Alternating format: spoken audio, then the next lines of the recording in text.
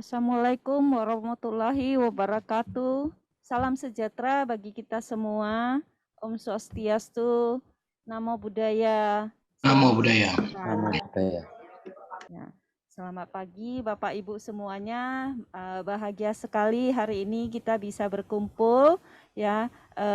Meskipun jaraknya jauh ya, justru ini mendekatkan yang jauh. Kita seluruh Indonesia ya, kita senang sekali hari ini kita bisa berkumpul dalam acara workshop Gerakan Nasional Revolusi Mental dan Penguatan Karakter Keluarga melalui Mindful Parenting MK untuk masyarakat Buddha Indonesia.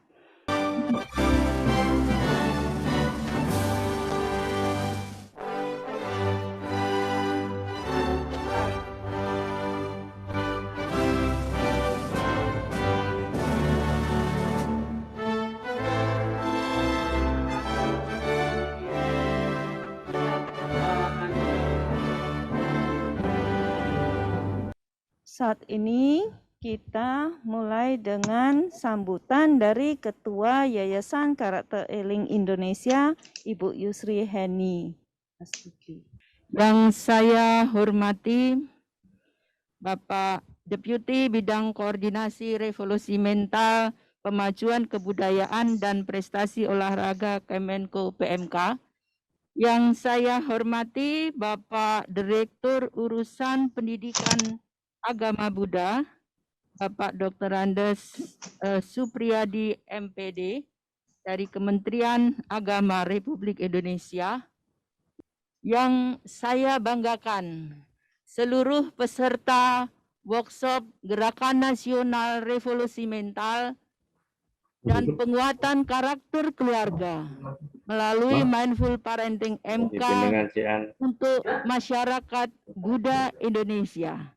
Kami selaku Ketua Yayasan Karakter Eling Indonesia mewakili semua panitia mengucapkan selamat datang kepada seluruh peserta pada acara workshop pada pagi hari ini. Acara workshop hari ini dapat terselenggara dengan baik berkat kerjasama Kementerian Agama Republik Indonesia, Direktorat Jenderal Bimas Agama Buddha, dan kegiatan ini disponsori, didanai oleh Kementerian Koordinator Pembangunan Manusia dan Kebudayaan Kemenko PMK selaku koordinator kegiatan Gerakan Nasional Revolusi Mental Indonesia. Bapak Ibu hadirin yang kami hormati, kali ini akan berlangsung selama 2 hari, ya, yaitu hari ini sampai dengan besok 2 sampai 3 November 2021. Selanjutnya sambutan dari Bapak Direktur Urusan dan Pendidikan Agama Buddha, Bapak Dr. Andrus Supriyadi MPD. Ya, kami persilakan waktu dan tempatnya. Nah, kami dari Dijen Bimas Buddha melalui program Keluarga Kita Sukai inilah maka kemudian Dijen Buddha mendukung atau berkewajiban pula untuk melakukan suatu upaya. Pada kesempatan yang sangat baik ini kami dari Bimas Buddha mencoba untuk mengirimkan beberapa para agen-agen yang nantinya akan menjadi penyalur atau penghubung dari pelaksanaan program revolusi mental ini guna mewujudkan keluarga sehat, keluarga yang sejahtera, keluarga yang bahagia. Pada kesempatan ini saya ingin menyampaikan beberapa hal terkait dengan kebijakan pembangunan manusia dan kebudayaan yang tentu kita kaitkan dengan gerakan revolusi mental ini. 6 siklus pembangunan manusia dan kebudayaan yang tentu ini menjadi salah satu kunci ya, atau kunci dari pembangunan manusia di Indonesia. Siklus pertama yaitu pada usia prenatal dan ASI, siklus kedua usia dini dan usia anak, siklus ketiga adalah usia SD, SN, SMP, siklus keempat adalah usia pendidikan menengah dan perguruan tinggi, siklus kelima adalah usia produktif, dan siklus yang keenam adalah usia lansia. Nah, setiap siklus ini punya peran yang penting dalam rangka pembangunan manusia dan kebudayaan. Ya, selamat pagi Bapak-bapak dan Ibu-ibu. Betapa pentingnya pola asuh melalui mindful parenting. Nah, mindful parenting itu apa sih Bapak dan Ibu? Mindful artinya sadar. Kalau di dalam bahasa Buddhisnya itu sati ya. Sati parenting itu adalah pola asuh yang berkesadaran. Nah, Bapak dan Ibu, ini mengenai bonus demografi. Bonus demografi itu adalah mana penduduk ya, penduduk sebuah negara di mana persentase usia penduduk usia produktifnya lebih besar daripada yang tidak produktif. Mindful parenting itu apa? Mindful parenting itu adalah pola asuh berkesadaran. Dimensi pertama adalah mendengarkan dengan penuh perhatian dan berbicara dengan empati. Yang kedua itu adalah tidak menghakimi. Nah, sabar itu hampir semua merasa sabar itu sangat susah. Ya, kenapa susah? Karena kita tidak tahu prakteknya. Yang keempat, tangannya kayak gini Bapak dan Ibu, adil dan bijaksana. Dan yang terakhir, Bapak dan Ibu, yang terakhir welas asih. Ya, tangannya seperti ini ya, welas asih. Ya, Bapak dan Ibu, sekarang kita akan bicara tentang mendidik anak dan remaja millennials dengan mindful parenting. Nah, Bapak dan Ibu bisa lihat, mereka itu sekali lagi, mereka bukan pendengar yang baik, tetapi mereka adalah perekam yang sangat ulung sekali. Sangat menarik sekali apa yang disampaikan oleh Ibu Meli dan apresiasi sekali ada generasi Buddhis seperti Ibu Meli yang punya semangat yang sungguh luar biasa sekali. Untuk menyampaikan materi baktiku pada orang tuaku. Kemudian yang kedua adalah buat komitmen bahwa kitalah yang memutuskan mata rantai atas sesuatu yang tidak baik. Dimensi 1 ya, mendengarkan dengan penuh perhatian dan berbicara dengan empati. Sebagai orang tua kita perlu harus mengakui bahwa apa yang diharapkan tidak bisa serta-merta langsung terjadi dan kita sadari bahwa itu penting dan terus berubah dari diri kita begitu. Sebagai orang tua kita perlu mampu menyesuaikan diri gitu ya, maka kita akan sangat bisa mengendalikan emosi. Sebagai anak saya berbakti terhadap orang tua, maka saya tahu ibu itu dengan bapak nggak ada berarti untuk keperluan bulanan itu ibu kurang gitu. Siapapun harus welas asih gitu ya, baik itu kepada orang tua maupun kepada siapapun begitu. Nah, dalam kacamata Ibu atau dalam mindful parenting ini sebenarnya kalau misalnya kita itu terpaksanya memang harus menitipkan kepada orang tua kita kepada panti jompo, itu gimana? Apakah adabnya itu pantas atau tidak pantas atau itu juga sebenarnya bisa dimaklumi dalam suasana yang sedemikian ini? Karena ibu, bapak, orang tua pasti dia akan merasa aku enak kok di sini gitu. Tapi bapak coba rasakan, bayangkan kalau bapak itu berada di posisi ibu, gitu ya, sangat tidak nyaman. Dan saya tidak ingin orang tua saya di akhir hidupnya itu menderita. Hal-hal semacam ini menjadi satu pertimbangan kalau misalnya orang tua kita menjadi lebih nyaman asalkan orang tua ini tidak merasa disisihkan oleh anaknya dan orang tua itu menikmati. Tolong dikasih pilihan-pilihan gitu ya. Ya. Betul. Nah, seperti itu. Tetapi Setuju, Ibu. sayang itu loh, sayang orang tua itu loh. Wah, itu ya ampun, itu doanya Iya, ya Allah gitu ya. betul, Jangan betul, Bu. dijauh-jauhin, itu doanya itu semakin dekat, semakin baik buat kita, keluarga kita ya Ibu. Jadi kita akan istirahat dan kita sambung lagi besok pagi jam 8 ya. Nah, kita mulai dengan apa itu pernikahan. Sebagai warga negara Indonesia, kita punya undang-undang. Saya mohon kepada semua yang hadir di sini untuk bisa menjadi saksi bahwa hari ini saya, Gino, akan mengambil Kotik sebagai istri saya yang sah, dan saya berikrar saya akan mencintai istri saya dan akan selalu membuatnya bahagia. Dasar pernikahan. Setiap orang punya dasar untuk menikah. Antara lain, dasar pernikahan itu adalah cinta. Ada juga yang mempunyai dasar pernikahan personal ini konsep mindful parenting MK yang 5 dimensinya tadi sudah diulas bersama Bu Ira, dan kita punya 6 pilar. Mungkin Bu Meli belum begitu banyak mengulas ini, saya sedikit mengulas.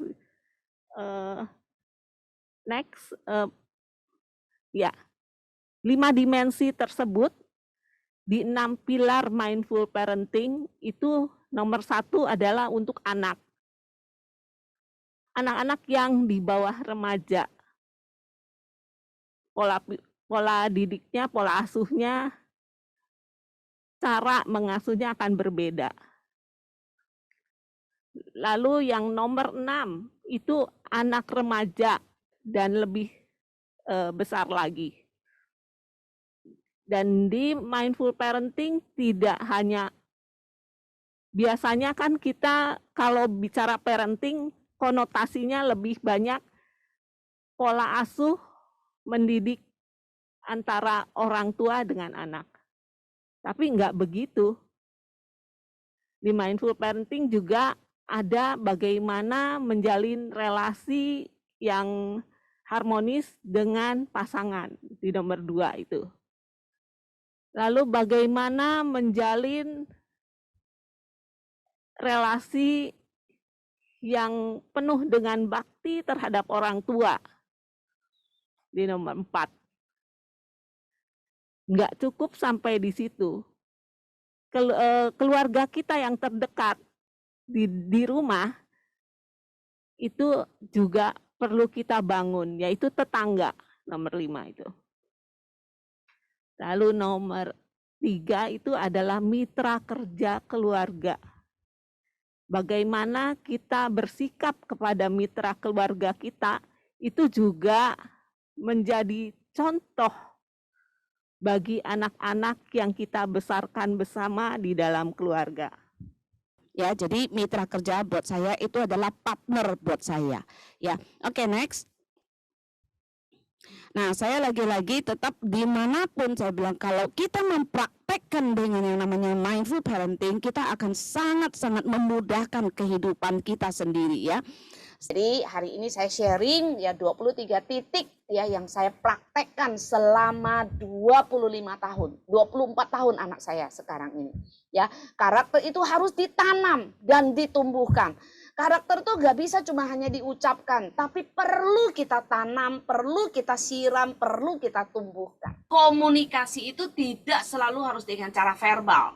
Bukan dengan saya ketemu tatap muka itu kita komunikasi, tapi bisa dengan yang namanya non-verbal. Meskipun saya sudah mencoba untuk meletakkan HP itu ketika berada di rumah. Bagaimana menghidupkan mindful parenting di masyarakat untuk membuat atau bagaimana sih eling di tempat kerja gitu. Kalau kita tidak eling, maka yang akan kita lakukan adalah mengakses memori masa lalu kita. melalui otak kecil kita yang disebut dengan reptilian brain atau otak reptil kita. Yang sebelum kamu mau mengerjakan apapun, Anda sudah tuliskan dulu apa yang mau kamu kerjakan dan bagaimana menyelesaikannya. 12.30 kita akan melakukan acara penutupan. Baiklah Bapak Ibu sekalian, setelah kita semuanya mengikuti workshop ya yang diadakan selama 2 hari ya, dari hari Selasa dan hari Rabu, itu adalah merupakan proses sosialisasi bagaimana konsep mindful parenting MK berdasarkan praktek pengalaman dari para narasumber. Kemudian kita tentunya untuk melakukan perubahan karakter memerlukan sebuah internalisasi begitu ya. Untuk proses internalisasi akan dilakukan dalam program pendampingan praktek mindful parenting yang akan dimulai besok ya Bapak Ibu sekalian. Jadi selama 21 hari nanti Bapak Ibu sekalian diharapkan sudah mempraktekkan begitu ya, mulai dari yang sederhana begitu sampai yang menjadi sangat baik begitu selama 21 hari. Nah, nanti kami dampingi di dalam grup WA. Begitu ya Bapak Ibu sekalian. Next. Nah, tujuannya adalah tujuan dari pendampingan praktek mindful parenting ini. Nah, itu bisa diposting di grup WA pendampingan tersebut gitu ya, paling lambat jam 24 malam gitu. Ya, cerita yang bagus begitu ya, ditulis yang baik, nanti menulisnya juga kita ajarin begitu ya, kita adain di webinar dan kita buatkan e-booknya ya di sekitarnya. Saya kira itu ya Bapak Ibu sekalian yang bisa saya sampaikan tentang program ini. Nanti kalau kurang jelas Bapak Ibu sekalian bisa bertanya di WA grup pendampingan. Mempraktekkan pola asuh ya mengenai mindful parenting yang tentu ini sudah saya sampaikan tadi, ini sudah di tangan ahlinya ini Bu Meli. Nah, saya sendiri sangat terkagum-kagum sebetulnya dengan acara ini, terutama yang terkait dengan praktek pola asuh yang saya sendiri tadi mencari-cari MK ini apa gitu, lalu buka-buka websitenya yayasan, ternyata ini menata keluarga MK itu yang disingkat, agak unik penulisannya ya. Ini saya kira menginspirasi juga, termasuk saya sendiri terinspirasi ini Bu Meli dan Bu Yusri. Akan lebih sukses lagi Bu Meli, mudah-mudahan lebih banyak kegiatan seperti ini lebih bagus. Apalagi ini kan nanti akan ada pembinaan 21 hari ke depan ya. Saya kira ini habituasi ya, artinya pembiasaan selama 21 hari ini mudah-mudahan tertanam benar-benar di benaknya. Kami berharap bahwa kekurangan-kekurangan tersebut tidak mengurangi semangat Bapak Ibu untuk membangun keluarga melalui praktek pola asuh yang terutama ini dalam hal menata keluarga. Saya kira itu Ibu Meli, Ibu Yusri, dan teman-teman semua ya, mohon maaf kurang sopan tidak bisa disebutkan satu persatu, tapi saya kira semua pasti terlibat di dalamnya dan punya peran masing-masing. Itu mungkin Bu yang bisa saya sampaikan dari saya, kurang lebihnya mohon maaf. Wabillahi taufiq wa hidayah. Wassalamualaikum warahmatullahi wabarakatuh. Waalaikumsalam. Terima kasih banyak Pak Mama Wijaya ya telah menutup acara ini. Ya. Terima kasih banyak Pak Maman Wijaya. Senang sekali saya yakin di Pembimas Buddha juga dan kami semua begitu berterima kasih karena ada PMK lah kami bisa melakukan kegiatan ini.